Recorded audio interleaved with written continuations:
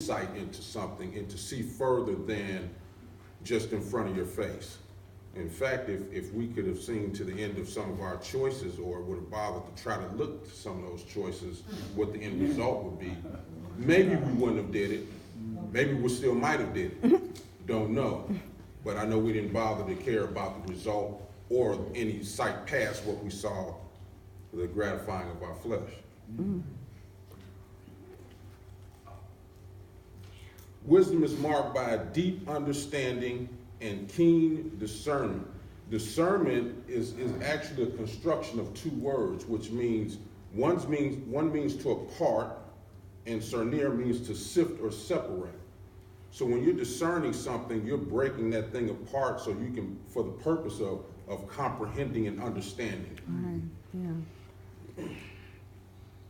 Wisdom is a capacity for sound judgment, and this is the English definition now, because I want to separate between the English definition and God's definition for wisdom. Capacity for sound judgment, exercising or showing sound judgment. Wisdom or sapience, which is another word for wisdom, is the ability to think and act using knowledge, experience, understanding, common sense, and insight. There appears to be a consensus that wisdom is associated with attributes such as compassion, experiential self-knowledge, non-attachment, and virtues such as ethics and benevolence. Charles Spurgeon, who was a Baptist preacher, I don't know if any of you all ever heard of him, he's got some great works. Charles Spurgeon was one of the greatest preachers that I know of. You know, there's a lot of them, and I'm not talking about like a T.D. Jakes. I'm talking about a guy that really put a lot of thought and care, and I'm not saying he doesn't, but when I'm thinking of a man who carefully chose his words, and you can see the care and concern in those words, he's the man I think of. Charles Spurgeon defined wisdom as the right use of knowledge. Now, psychological literature, however, the construct of wisdom doesn't have a commonly accepted definition, just in case you all are running across that. The English definition has to do with a right choice, decision, or action based on one's knowledge or information by way of experience and or gathered data. So your wisdom is going to draw from your base of knowledge. Whatever's in there, that's what it's going to use to calculate a choice. Whatever your brain has been filled with is what your choices will be based on. Or whatever you put in your bank is what you will have to work with to spend. I'm not going to my bank to take out $1,000 when 50's in there. Won't work. The issue with the English definition is it does tell you how to recognize a wise choice. What it does not tell you is the necessary factors for what causes a wise choice.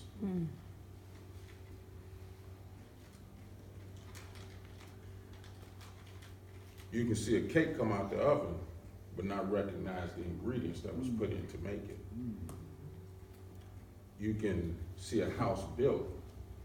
We look around and we see that the place of hope has been remade. Floors, pantries, probably electrical wiring, proper piping.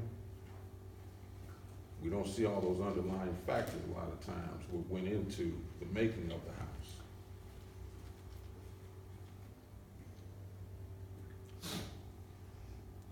Wisdom draws upon a base of knowledge, and whatever that knowledge is that it draws from is ultimately what the decision or action will be based upon.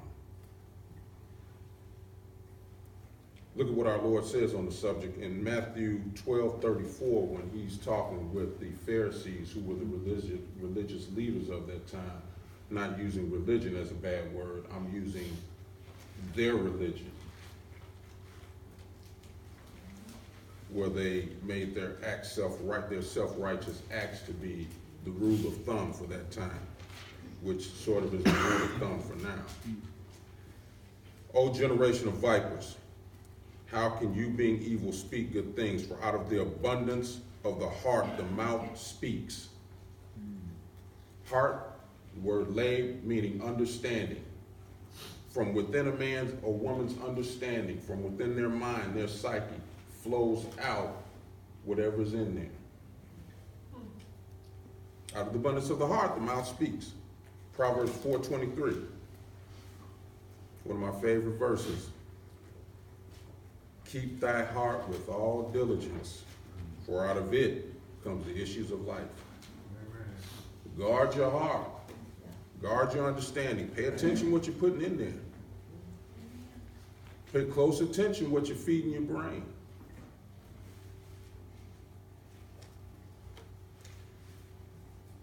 Let's look at God's definition for wisdom. There you go. All who have Bibles, turn to Deuteronomy 4, 5, and 6. Deuteronomy 4th chapter. This is when they came up out of Egypt. They had been living in slavery or hard manual labor, not necessarily slavery. Let me correct that. Hard manual labor, and they were enslaved to a certain degree, but they had certain freedoms. And so when they were finally brought up out of Egypt, God is giving or reiterating, that's what Deuteronomy stands for. It's the second time he's reiterating this law to them so that they can be able to live with each other, so they can be able to properly worship him. Him, the one who brought them out of the condition that they were in, who showed up and saved them in much like fashion, how he showed up and saved every single individual in this room. Amen, amen, amen. Yes, yes. Out of your wilderness. Amen, yes. Out of your enslavement. But that enslavement wasn't Pharaoh. Ooh. We weren't enslaved by Pharaoh. We were enslaved by the trappings of our flesh. Wow. Wow. By the sins that we created. By the world. By its leader, Satan. I have taught you statutes and judgments. This is Moses speaking. I have taught you statutes and judgments, even as the Lord my God commanded me, that you should do so in the land whither you go to possess it. So they had not actually got into the land yet. He's giving them laws and statutes so that they know how to behave themselves when they get into the land. Keep therefore and do them, verse 6, for this is your wisdom and your understanding in the sight of the nations, those that are going to be around you, your neighboring nations, which shall hear all these statutes and say, surely this great nation is a wise and understanding people. Psalms 19 and 7. Now remember, some of this is going to be, all of this is going to be people like you. Amen. You guys aren't the last group of drug addicts and alcoholics and opiate users that's going to be out there. It's going to get worse. It's already getting worse. I was selling drugs in the 90s. All of a sudden, heroin's popular down here. In Chicago, heroin would have a line at least 4 to 5 blocks long, outside with not a cop in sight. Mm-hmm. This was in the 90s. And look where we're at today. And the difference is now there's more people on jobs using drugs than probably was when I was growing up. Handling some of the responsibilities of the world, some of those responsibilities or some of those products that they're responsible for, we're going to partake in those products. Now, Psalms 19:7, the law of the Lord is perfect, converting the soul. The testimony of the Lord is sure, making wise the simple. In Psalms 119, 98 through 100.